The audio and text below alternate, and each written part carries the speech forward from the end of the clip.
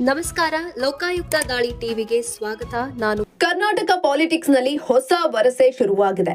ಪರಸ್ಪರ ಮುಖ ನೋಡಿಕೊಳ್ಳದಿದ್ದ ಮಾಜಿ ಶತ್ರುಗಳು ಈಗ ಸ್ನೇಹ ಹಸ್ತ ಚಾಚಿದ್ದಾರೆ. ಸಂಕಷ್ಟದಲ್ಲಿದ್ದ ಶತ್ರುವಿನ ಬೆನ್ನಿಗೆ ಮಾಜಿ ಸಿಎಂ ಎಚ್ಡಿಕೆ ನಿಂತಿದ್ದಾರೆ. ಪರಸ್ಪರ ಫೋನ್ ಮುಖಾಂತರ ಮಾತುಕತೆ ನಡೆಸಿದ್ದಾರೆ. ಮಾಜಿ ಸಚಿವ ಜನಾರ್ದನ್ ರೆಡ್ಡಿ ಜೊತೆ ಮಾತುಕತೆ ಮಾಡಿ ಸುದ್ದಿಗೋಷ್ಠಿಯನ್ನ ನಡೆಸಿದ್ದ ಎಚ್ಡಿಕೆಗೆ ಸುದ್ದಿಗೋಷ್ಠಿ ಬಳಿಕ ಕಾಲ್ ಮಾಡಿ ಧನ್ಯವಾದವನ್ನ ಜನಾರ್ದನ್ ರೆಡ್ಡಿ ತಿಳಿಸಿದ್ದಾರೆ. ಆ ಮೂಲಕ ತಮ್ಮ ಮತ್ತೊಬ್ಬ ಶತ್ರು ಡಿಕೆಶಿ ವಿರುದ್ಧ ಹೋರಾಟಕ್ಕೆ ಚಾಣಕ್ಯ ನೀತಿಯನ್ನ ಎಚ್ಡಿಕೆ ಅನುಸರಿಸಿದ್ದಾರೆ.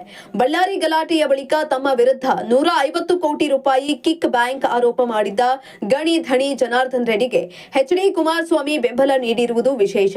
2006-2007ರಲ್ಲಿ ಕುಮಾರಸ್ವಾಮಿ ಸಿಎಂ ಆಗಿದ್ದಾಗ ಇದೇ ಜನಾರ್ದನ್ ರೆಡ್ಡಿ ಕುಮಾರಸ್ವಾಮಿ ಹಾಗೂ ಚೆನ್ನಗಪ್ಪ ವಿರುದ್ಧ 150 ಕೋಟಿ ರೂಪಾಯಿ ಕಿಕ್ ಬ್ಯಾಂಕ್ ಪಡೆದ ಆರೋಪವನ್ನ ಮಾಡಿದ್ರು. ಅದು ರಾಜ್ಯ ರಾಜಕೀಯದಲ್ಲಿ ದೊಡ್ಡ ಸಂಚಲನಕ್ಕೆ ಕಾರಣವಾಗಿತ್ತು.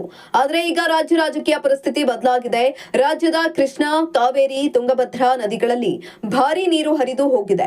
ಅದೇ ರೀತಿ ರಾಜಕೀಯವಾಗಿಯೂ ಕಾಂಗ್ರೆಸ್ ಜೊತೆ ಮೈತ್ರಿ ಬಿಟ್ಟು ಕುಮಾರಸ್ವಾಮಿ ಬಿಜೆಪಿ ಜೊತೆ ಮೈತ್ರಿ ಬೆಳೆಸಿ ಕೇಂದ್ರ ಸರ್ಕಾರದಲ್ಲಿ ಕ್ಯಾಬಿನೆಟ್ ದರ್ಜೆ ಮಂತ್ರಿಯಾಗಿದ್ದಾರೆ. ಹೀಗಾಗಿ ಬಿಜೆಪಿ ನಾಯಕ ಜನಾರ್ದನ್ ರೆಡ್ಡಿ ಬೆಂಬಲಕ್ಕೆ ಕುಮಾರಸ್ವಾಮಿ ನಿಂತಿದ್ದಾರೆ. ಇಬ್ಬರೂ ಒಂದಾಗಿ ಡಿಕೆಶಿ ವಿರುದ್ಧ ಸಮರ ಸಾರುವುದಕ್ಕೆ ಪ್ಲಾನ್ ಮಾಡಿದ್ದಾರೆ. ಮುಂದಿನ ದಿನಗಳಲ್ಲಿ ಪಕ್ಷ ಸಂಘಟನೆ ಜೊತೆಗೆ ಡಿಕೆಶಿ ವಿರುದ್ಧ ಹೋರಾಟಕ್ಕೆ ಕೈ ಜೋಡಿಸಲು ತೀರ್ಮಾನ ಮಾಡಿದ್ದಾರೆ. ಆ ಮೂಲಕ ದ್ವೇಷ ಮರೆತು ಒಂದಾದ ಮಾಜಿ ಸಿಎಂ ಕುಮಾರಸ್ವಾಮಿ ಹಾಗೂ ಜನಾರ್ದನ್ ರೆಡ್ಡಿ ಒಂದಾಗಿದ್ದಾರೆ.